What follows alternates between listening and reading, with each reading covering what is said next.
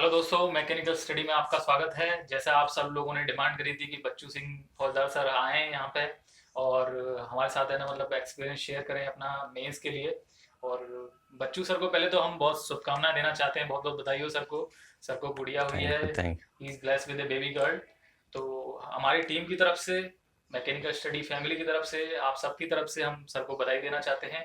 दूसरा थैंक ये यू। है कि सर हमें मतलब पूरे जो एन की लाइफस्टाइल क्या है, जैसा लोगों ने बताया, पूछा था कि ना एन में क्या क्या उनको पार्क्स मिलते हैं, क्या क्या सैलरी वगैरह का क्या है, क्या क्या रुतबा है, वो सारी चीज़ें सर शेयर करेंगे। और मेंस में कैसे प्रिपरेशन स्ट्रेटजी रखनी चाहिए, वो सारी चीज़ें सर शेयर करेंगे।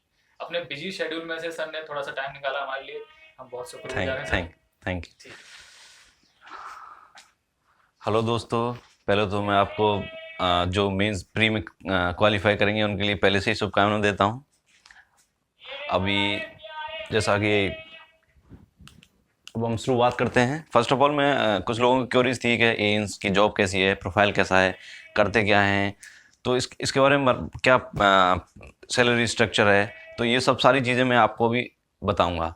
तो फर्स्ट ऑफ ऑल ये बताऊंगा कि एक आप स्टूडेंट होते हो तो आपकी वैल्यू मार्केट में, वैल्यू एक तरह से लोग कैसा आपके साथ जब आप इंटरेक्ट होते हो तो कैसा आपको रिस्पॉन्स देते हैं। एक जैसे ही आप एएन बन जाओगे, एक क्लास वन जॉब है, गजेटेड ऑफिसर्स कहलाते हैं हम। तो जैसे ही आप, जिस दिन आपका रिजल्ट आ जाएगा ना, उस दिन से आपके घर में फ़ोन आने लग जाएंगे कि कॉन्ग्रेचुलेसन्स, ये है वो, शादी करा लो, शादी के लिए आएंगे, दुनिया भर की चीज़ें ऐसी हैं कि जैसे ही आपका रिजल्ट आएगा ना, उसी दिन से शुरू हो जाएंगी। क्योंकि ये फील, जिस दिन आपका रिजल्ट आएगा उस दिन आप रोल नंबर सर्च कर ढूंढोगे ना कि हाँ आरपीएस ने रिजल्ट डाल दिया, तो एकदम से ऐसी खुशी आएगी ना, यू कॉन्ट, मतलब मज़ा आ जाएगा उस दिन आपको।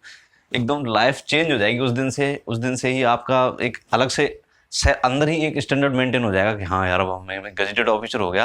अभी थोड़ा सा अपने आप में कॉन्फिडेंस आ जाएगा।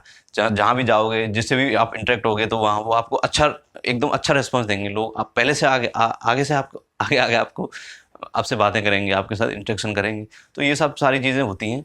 लेकिन स्टूडेंट्स लाइफ में आपको पता ही है कैसे गुजरती है। तो ये एक phase phase change, life life का दूसरा फेज है। इसमें आपको बहुत मजा आएगा। तो उसके लिए सबसे पहले आपको हार्ड वर्क तो है ही, हार्ड वर्क तो करना ही पड़ेगा। फिर दूसरी चीज़ें हैं इसमें, जैसे आप इसमें सैलरी वगैरह, तो ये अभी 7th पे लगी गया है। तो हम जब दो, इसमें प्रोविजन पीरियड है राजस्थान गवर्नमेंट में, तो इसमें हम पहले जब 2 साल कंप्लीट हो जाते हैं तब सैलरी अलग है, और प्रोविजन पीरियड में सैलरी इसमें अलग मिलती है। तो प्रोविजन पीरियड 2 साल का है। हालांकि ये बहुत गलत चीज़ है, इस पर केस चला हुआ है, इसका फाइनल हियरिंग बाकी है। जिसमें प्रोविज़न में जो अभी राजस्थान गवर्नमेंट में छुट्टियां भी नहीं मिलती, सीएल मिलती हैं। बाकी पीएल वगैरह और मेडिकल लीव ये कुछ नहीं मिलता है, ओनली सीएल सीएल मिलती है राजस्थान गवर्नमेंट। उसके लिए केस डाला हुआ है। केस हम सारे प्रोविजनर्स जीत जाएंगे, क्योंकि ये जो 2006 के बाद वालों के लिए है प्रक्रिया। और फाइनल हियरिंग नहीं हुई है पिछले 2 साल से। फाइनल डिस्पोजल हियरिंग है, जब भी हो जाएगी तो ये प्रोविज़न हट जाएगा। तो 7th पे में प्रोविज़न पीरियड में आपको इतनी सैलरी मिलती है। अब इसमें से एनपीएस 10% कट जाता है, तो इतने 3930 रुपये आपके कट जाएंगे, और टोटल आपकी 39,300 रुपये मिलेगी, ग्रॉस सैलरी है। और ये इसमें से डिडक्ट हो जाएंगे, तो जो बचेंगे उतनी सैलरी आपको इन हैंड मिलेगी। करीब 35,000 के समथिंग आपको सैलरी इन हैंड मिलेगी इन प्रोविजन पीरियड। अब प्रोविजन पीरियड जैसे ही कंप्लीट हो जाएगा 2 साल के बाद, मैं तो ये आशा करता हूँ कि आप जैसे ही आपकी ज्वाइनिंग आएगी, उससे पहले शायद ही प्रोविजन वाला चक्कर हट ही जाएगा। तो उसमें आप फिर प्रोविजन पीरियड हट जाएगा तो आपको फिक्स होगा जो 56,100। ये क्लास वन ऑफिसर्स का, गजेटेड ऑफिसर का, जो गजेटेड पोस्ट में एंट्री वाले हैं उनके लिए एंट्री बैंड है। 5400 ग्रेड पे के लिए यही है, जिनकी 5400 ग्रेड पे है थी। ये 5400 ग्रेड पे 6 पे से पहले थी। अभी 5400 ग्रेड पे वाला चक्कर नहीं है। अब मैट्रिक्स में लेवल्स हैं, तो हम यहाँ फिक्स होते हैं, 56,100 पे फिक्स होते हैं। उसके बाद इसमें एचआरए, जहाँ क्वार्टर्स अवेलेबल होते हैं वहाँ क्वार्टर्स मिल जाते हैं, जहाँ क्वार्टर्स अवेलेबल नहीं होते वहाँ एचआरए मिलता है। अब राजस्थान गवर्नमेंट में 8% of this and 60% of this, इतना एचआरए ऐड हो जाता है, एचआरए मिलता है। और इसमें डीए, तो जैसे आपको पता ही है, डीए साल में 2 बार इंक्रीज होता है। तो 1%, 2% वो भी इसका होता है। जितना परसेंट इंक्रीज होता है वो गवर्नमेंट निकालती है, 2 बार निकालती है। एक पर ईयर इंक्रीमेंट लगता है जुलाई में, वो 3% फिक्स है।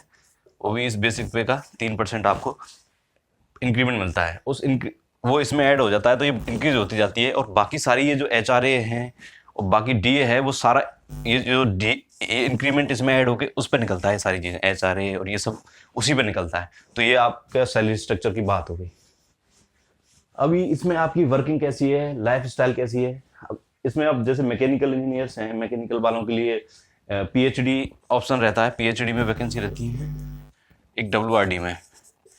ये कोर डिपार्टमेंट है मैकेनिकल वालों के लिए, तो PhD और WRD है।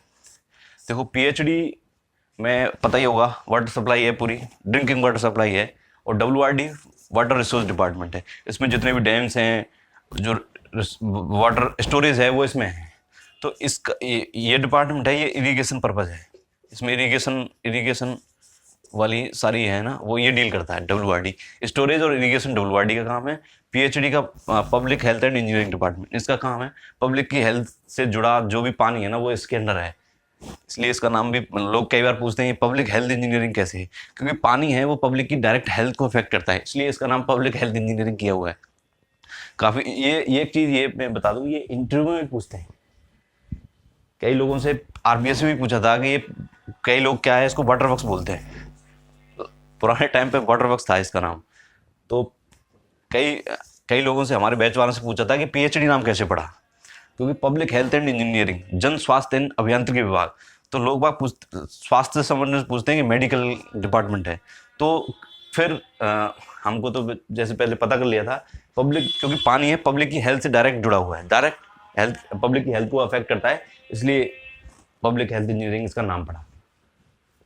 तो अभी मैं जैसे PhD में हूँ, अब देखो इसमें एजेंस होते हैं, वो डायरेक्ट आपका अब प्री हो गया, मेंस हो जाएगा, मेंस का रिजल्ट आने के बाद इंटरव्यू हो जाएगा, इंटरव्यू के बाद आपकी पोस्टिंग, आपको ज्वाइनिंग लेटर मिलेंगे। ज्वाइनिंग लेटर से पहले कुछ मेडिकल्स की फॉर्मेलिटीज होती हैं, वो भी हो जाती है। अब ज्वाइनिंग का क्या है, इसमें जैसे एएन होता है, वो एक डिवीजन, सब डिवीजन में लगता है। अगर तो इसमें डिवीजन में भी पोस्ट होती हैं, TA वगैरह की, technical assistant of executive engineer लगते हैं। ये होती है नॉन सेंसिटिव सीट, मतलब ऑफिस ड्यूटी टाइप समझो। और डिवीजन, सब डिवीजन होते हैं। सब डिवीजन को हम हिंदी में उपखंड करके कुछ बोलते हैं। तो वहाँ AN होलसेल होता है, मतलब डिवीजन में लगते हैं, डिवीजन में होलसेल एग्जीक्यूटिव इंजीनियर रहता है, और सब डिवीजन में होलसेल AN रहता है। और इसके ऊपर होता है सर्किल, सर्किल का मालिक SE, और इसके ऊपर होता है एडिशनल चीफ इंजीनियर, और ये चीफ इंजीनियर। ये इस तरह का अपना ऑर्गेनाइजेशन चार्ट है इसका PhD का। बाकी सारे डिपार्टमेंट का लगभग ऐसे ही है, बस कुछ ही में पोस्ट वगैरह हैं, वो इधर उधर हो जाती हैं। भाई किसी का नाम इनको कहीं डेजिग्नेशन कुछ दूसरी मिलती है, कहीं दूसरी मिलती है, इस तरह से वो चेंज होता रहता है। तो ये इसका ऑर्गेनाइजेशन चार्ट हो गया। राजस्थान गवर्नमेंट में यही है। और सेंटर में कई जगह डिप्टी लगता है, वहाँ AEE से रिक्रूट होते हैं। फिर वहाँ चीफ एडिशनल SE होता है, उसको डिप्टी चीफ इंजीनियर के बराबर पोस्ट हो जाती है। वहाँ डिप्टी चीफ होता है, वो SE के इक्वल होता है। डिप्टी C होता है, वो हमारे राजस्थान में SE के इक्वल होता है। तो सेंटर में कुछ अलग हैं ऑर्गेनाइजेशन चार्ट्स। तो ये हो गया। अभी देखो जैसे अब PhD है, पब्लिक डीलिंग वाला डिपार्टमेंट है। अब PhD में प्रोजेक्ट्स भी चल रहे हैं हमारे, जैसे प्रोजेक्ट्स हैं बहुत सारे। एक तो प्रोजेक्ट्स हो गए, एक हो गया रेगुलर में क्या है, जितनी भी वाटर सप्लाई है वो सारा रेगुलर देखता है। और जो बड़े बड़े, अभी क्या है, राजस्थान में वाटर की स्केर्सिटी है, ये तो पता ही है, सब जगह ही है, लेकिन राजस्थान में बहुत ज़्यादा है। तो इसमें हमारे यहाँ कैनाल वगैरह आई हुए हैं, कैनाल वगैरह सारा WRD देखता है, WRD देखता है। तो वहाँ से हम पानी लेते हैं, तो उसको ट्रीट करके हम रेगुलर को देते हैं। तो ये काम, जो पानी वहाँ से लेना और ट्रीट करना, ये सारा प्रोजेक्ट्स के अंदर आता है। बहुत सारे प्रोजेक्ट्स हैं, करोड़ों के चल रहे हैं, 30,000 करोड़, 40,000 करोड़ के पर ईयर प्रोजेक्ट चल रहे हैं अपने राजस्थान में। बहुत सारे प्रोजेक्ट चल रहे हैं, सारे राजस्थान को कवर कर लिया है। तो उनके लिए जो उनको देखता है वो प्रोजेक्ट्स डिपार्टमेंट, प्रोजेक्ट्स है, एक अलग ही ब्रांच है प्रोजेक्ट्स करके। तो अभी मैं प्रोजेक्ट में ही हूँ। तो ये है। तो अभी देखो प्रोजेक्ट्स में रहते हैं, तो उसमें देखो इंजीनियरिंग बहुत काम आती है। थोड़ा बहुत सी चीज़ें सीखने को मिलती हैं, बहुत सारी चीज़ें, मतलब अच्छे फर्म्स हैं, उनके साथ काम करने को मिलता है। तो बहुत सारी आपको नॉलेज हो जाती है। थोड़ा आपको लगेगा हाँ यार इंजीनियर हैं, हम असिस्टेंट इंजीनियर हैं, क्लास 1 ऑफिसर हैं, और मतलब थोड़ा सा अच्छा प्रोफाइल हो जाएगा आपको। वहाँ प्राइवेट फर्म्स हैं, उनके प्रोजेक्ट्स मैनेजर होते हैं, उनकी सैलरी 1.25 लाख 2 लाख रुपए मंथली होती है। वो भी आपको सर आप आगे पीछे घूमेंगे, सर ये डिज़ाइन ये करना, क्योंकि सारा अप्रूवल अपने स्टार्टिंग इनिशिएट होता है वो एएन से ही होता है। एएन रिकमेंड कर देता है तो वो एक्शन के पास जाती है, तो ऐसे करके फाइलें जाती हैं। तो आपको लगेगा कि हाँ यार देखो वो प्राइवेट है, वो 25-20 साल हो गए उसकी, वो प्रोजेक्ट मैनेजर है, अभी हम इंटरव्यू पे ही ये हाल है, तो मतलब ठीक ठाक ठीक है, मतलब सेल्फ रेस्पेक्ट मिलेगी आपको। तो ये हो गया। अब इसमें रेगुलर्स में क्या है, पब्लिक डीलिंग है। पब्लिक डीलिंग में जैसे ही जाओगे, दुनिया देखो दिक्कतें सब जगह हैं, पानी देना ही है, ये इमरजेंसी सर्विसेज में आती है पीएचडी। पानी चलेगा, पानी नहीं गया तो हंगामा होगा, मटके फूटेंगे सर पे, ये फिक्स है। लेकिन ये चीज़ें ना होती रहती हैं सबकी जमाने। लेकिन इसके साथ पॉजिटिविटी इतनी है कि आपको जनता की सेवा करनी है। आप खुद से स्कीम सैंक्शन कराओगे कि भाई हाँ लोगों को हम, कई लोग क्या होता है कि अपने कुछ करना चाहते हैं लोगों के लिए, तो उसके लिए अच्छे से स्कीम डिज़ाइन करवाते हैं, उनको फॉलो कराते हैं, क्योंकि इंजीनियर्स हैं, पाइपलाइन सिस्टम वगैरह खूब पढ़ते हैं, तो ये चीज़ें सारी अच्छे से ऑपरेट कराते हैं, तो मज़ा भी आता है। फिर आपके बाकी जो ये पॉलिटिशियंस हैं उनसे कॉन्टैक्ट्स अच्छे हो जाते हैं, एमएलए एमपी आपको फ़ोन करते रहेंगे, हाँ सर हमारे में ये नहीं हो रहा, इसको सैंक्शन करो, इसको कराओ, तो ये काफ़ी आपका एक टच हो जाता है। जो लोअर बैकग्राउंड से आते हैं, स्टूडेंट्स आते हैं, अब उनके पास एमपी एमएलए से बात होती है, डीलिंग होती है, तो उनको अच्छे टर्म्स बन जाते हैं। तो ये सारी चीज़ें अच्छी हैं, तो ये सारी फ़ायदे हैं। बाकी और कोई क्वेरी हो गई तो बता देना, फिर आगे डिस्कस कर लेंगे, और थैंक यू।